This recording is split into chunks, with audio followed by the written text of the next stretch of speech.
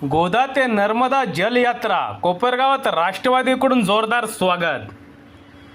कोपरगाव शहरात दिनांक 27 एप्रिल 2026 रोजी पुण्यश्लोक अहिल्यादेवी होळकर यांच्या त्रिशताब्दी जयंतीचे औचित्य साधत जल व्यवस्थापन कृती पंधरवड्या अंतर्गत गोदा ते नर्मदा जलयात्रेचे आयोजन करण्यात आले आहे. राज्याचे मुख्यमंत्री देवेंद्र फडणवीस, उपमुख्यमंत्री सुनेत्रा पवार व उपमुख्यमंत्री एकनाथ शिंदे यांच्या नेतृत्वाखाली तसेच जलसंपदा मंत्री राधाकृष्ण विखे पाटील यांच्या संकल्पनेतून 25 ते 29 एप्रिल या कालावधीत ही जलयात्रा आयोजित करण्यात आली आहे. जलसंपदा विभागाच्या वतीने काढण्यात आलेली ही जलयात्रा सोमवार दिनांक 27 एप्रिल 2026 रोजी कोपरगाव शहरात दाखल झाली. यावेळी राष्ट्रवादी काँग्रेस पक्षाच्या वतीने आमदार आशुतोष काळे यांनी व त्यांच्या कार्यकर्त्यांनी मोठ्या संख्येने उपस्थित राहून जलयात्रेचे उत्साहपूर्ण आणि जल्लोषात स्वागत करण्यात आले. या स्वागत सोहळ्यात माजी मंत्री, शेतकरी संघटनेचे नेते सदाभाऊ खोत, आमदार गोपीचंद पडळकर, पालकमंत्री राधाकृष्ण विखे पाटील, आमदार आशुतोष काळे यांच्यासह विविध पदाधिकारी, कार्यकर्ते आणि नागरिक मोठ्या संख्येने उपस्थित झाले होते. ढोल ताशांच्या गजरात, फटाक्यांच्या आतिषबाजीसह घोषणाबाजी करत जलयात्रेचे स्वागत करण्यात आले. जलसंवर्धन आणि पाणी व्यवस्थापनाबाबत जनजागृती करण्याच्या उद्देशाने आयोजित या उपक्रमाला कोपरगावकरांचा उत्स्फूर्त प्रतिसाद मिळाला. सत्य एक्सप्रेस न्यूजसाठी रवींद्र जगताप, कोपरगाव. गोदा ते नर्मदा श्लोक अहिल्यादेवी होळकर यांच्या 100व्या जयंतीच्या निमित्ताने या राज्याचे मुख्यमंत्री आदरणीय फडणवीस साहेब, उपमुख्यमंत्री सुनेत्रा वहिनी, एकनाथ शिंदे साहेब, हे आपल्या राज्याचे जलसंपदा मंत्री आणि जिल्ह्याचे पालकमंत्री आमदार विखे साहेब यांच्या संकल्पनेतून चालू झालेली ही यात्रा, या यात्रेच्या निमित्ताने या ठिकाणी आपल्या कोपरगाव मतदारसंघामध्ये कोपरगाव शहराच्या लगत असलेली साईबाबा तपोभूमी या ठिकाणी या यात्रेचं आगमन झालेलं आहे. या यात्रेमध्ये सहभागी झालेले माजी मंत्री आणि विद्यमान आमदार साहेब, नवनिर्वाचित खासदार वरपुते साहेब, तसेच आपले आमदार पडळकर साहेब, जलसंपदा खात्याचे सर्व अधिकारी, सर्व कर्मचारी, राष्ट्रवादी काँग्रेस पार्टीचे सर्व पदाधिकारी, सर्व कार्यकर्ते या ठिकाणी उपस्थित आहेत.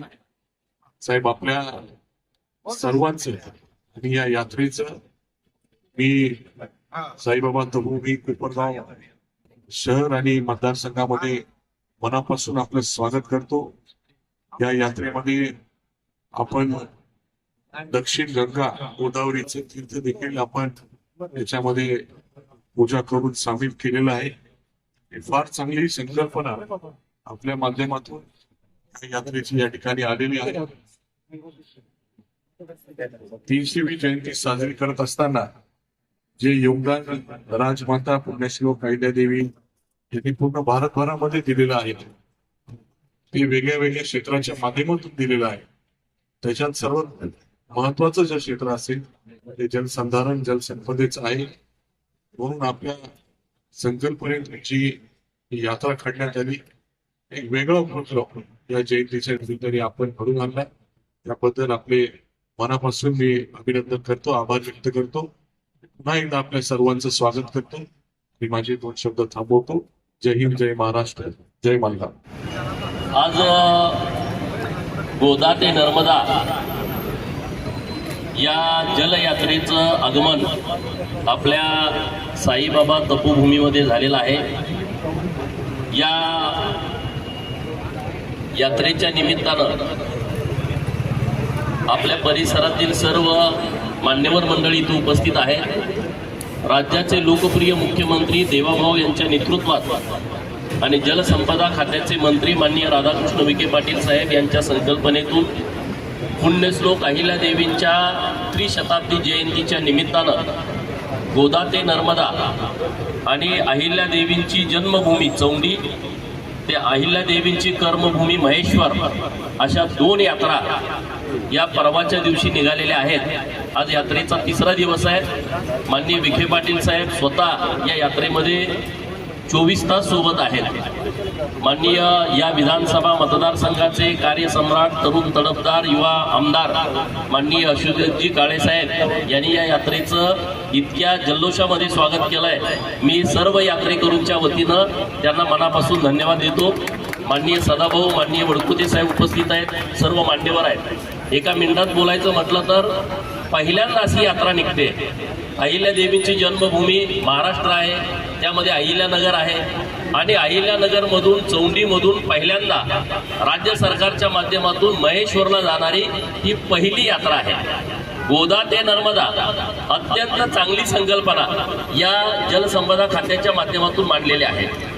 ही नुसती जलयात्रा नाही आहे, महाराष्ट्राच्या दुष्काळ मुक्तीचा संकल्प माननीय देवाभाऊ आणि राधाकृष्ण विखे पाटील साहेबांनी केलाय।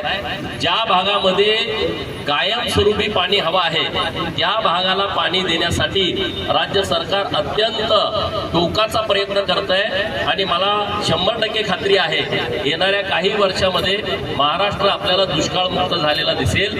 अहिल्यादेवींच्या चरणी नतमस्तक होतो आणि विखे पाटील साहेबांना विनंती करतो त्यांनी 1 मिनिट बोलावं। साईबाबांच्या तपोभूमीमध्ये या जलयात्रेचं स्वागत आपल्या तालुक्याचे लोकप्रिय आमदार माननीय अशोकजी काळे यांनी केले। मी आपल्या सर्वांच्या वतीने माननीय ज्येष्ठ आमचे सहकारी माजी मंत्री सदाभाऊ खोत,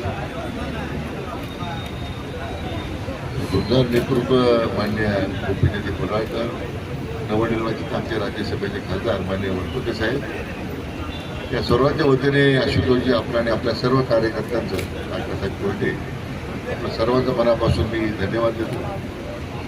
तर म्हणजे साईबाबांच्या तपोभूमीमध्ये आल्यानंतर आपल्याला बऱ्याच लोकांना कल्पना असेल की साईबाबांचं चरित्र ज्या दासगरुडे लिहिलं, श्रवण मंजरी जे पुस्तक आहे ते माहेश्वरीच्या किनाऱ्यावर लिहिलेलं आहे। इतक्या जवळचा संबंध बाबांचा आणि माहेश्वरीचा सुद्धा आहे। आणि म्हणून दुष्काळमुक्त महाराष्ट्राच्या करता आता जे लोकप्रिय मुख्यमंत्री माननीय देवेंद्र फडणवीस साहेबांच्या नेतृत्वाखाली आम्ही सगळे काम करतोय। आदरणीय प्रधानमंत्री नरेंद्र मोदी साहेबांची भूमिका आहे पर ड्रॉप पर क्रॉप, पर ड्रॉप मोर क्रॉप। मला वाटतं त्यातूनच प्रेरणा घेऊन आम्ही सगळे आता आम्ही ह्या जलयात्रेला निघालो आहे। वर्षानुवर्ष दुष्काळी भागाला पाणी देण्याचे फक्त स्वप्न दाखवले अनेक वर्ष लोकांनी, काही राज्यकर्त्यांनी, आणि एक एक प्रकल्प 30-30 वर्ष होऊ दिले नाही। मला या निमित्तानं आपले मुख्यमंत्री देवेंद्र फडणवीस साहेबांचं खरं अभिनंदन करायचं आहे की या सगळ्या दुष्काळी भागाच्या ज्या योजना होत्या त्या योजना एक कालबद्ध कार्यक्रमातून निवडलेला एकदम पैसे मिळाले म्हणून आपले कालवे झाले, त्यामुळे आज दुष्काळी भागाला पाणी दिलं। त्यात 4 वेळा भरपूर होऊन गेले धरणाचे, 35 वर्ष धरणाला लागले, शेवटी देवाभाऊनं यावं लागलं धरण पूर्ण करायला, म्हणून मला आपल्याला जाऊन त्या ठिकाणी उल्लेख केला पाहिजे। तीच परिस्थिती सांगली, म्हैसाळ, टेंबू, तकारी भागातल्या खडाव, मान, आटपाडी या दुष्काळी भागातली अनेक राज्यातले असे अनेक भाग आहेत। मराठवाड्यातला सुद्धा संपूर्ण भाग जलमय त्या ठिकाणी पूर्णतः पाण्याने भरावा आणि या अशा प्रकारचा मोठा महत्त्वाकांक्षी उपक्रम त्यांनी घेतलेला आहे।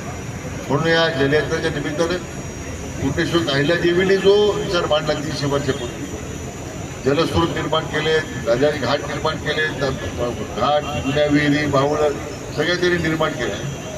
पाण्याचं विशेष महत्त्व त्यांनी जनतेसमोर मांडलं। आज तीच पुन्हा एकदा क्रांती माननीय देवेंद्रजींच्या नेतृत्वाखाली आम्ही करायला निघालो। तीच खरं म्हणजे कुंडेश्वर अहिल्यादेवींना भावपूर्ण आदरांजली ठरणार आहे। त्यांना माहेश्वरला जाऊन त्यांच्या या केलेल्या कामाला नतमस्तक होण्याची संधी आम्हाला मिळते, की आम्हाला ते मी भाग्य समजतो। पुढे एकदा आशुतोषजी आपण आपल्या सर्व पदाधिकाऱ्यांचं आलेल्या सर्व नागरिकांना आमचं स्वागत केल्याबद्दल मनापासून आपला धन्यवाद देतो आणि आपलं जय हिंद।